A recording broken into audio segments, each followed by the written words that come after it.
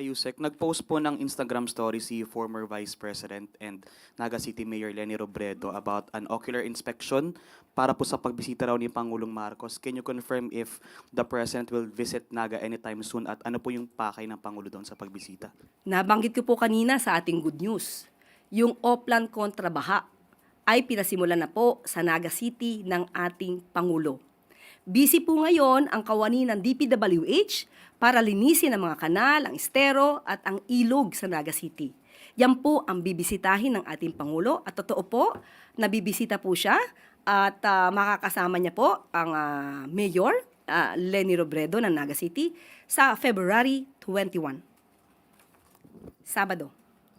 And bukod po doon sa activity po ni President doon sa Naga, are we expecting na magkakaroon din sila ng iba pang conversation outside doon po sa project?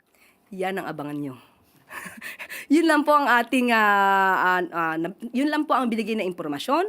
Dahil nga po ang pinasisimulan nga po ng Pangulo itong Oplan kontra baha at isa sa mga lugar na kanyang pinatutukan ay ang Naga City.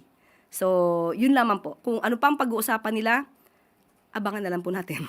Ma'am, one last po. Possible po kayo na mapag-usapan ang possible alliance or plans for 2028 elections because some analysts are floating the name of former VP Leni as a strong candidate against Vice President Sara in the 2028 elections. Wala po kasi talaga na pag-uusapan tungkol sa pangangampanya o kung sino man ang magiging kandidato sa 2028. Hindi pa po kasi panahon ngayon, napakaaga po pa kasi para tayo mag-announce na ikaw'y tatakbo o hindi.